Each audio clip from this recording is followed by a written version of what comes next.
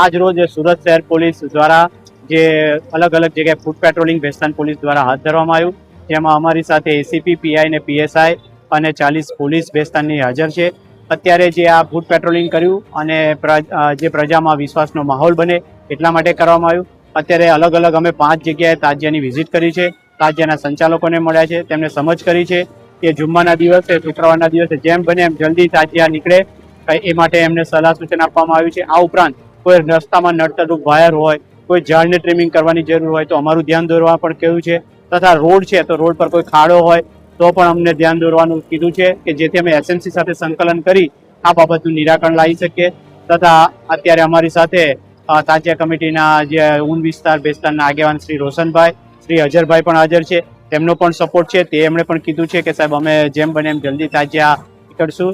અને બીજું કોઈ પણને કંઈ પ્રશ્ન હોય એ બાબતે અમે જાણ કરી છે.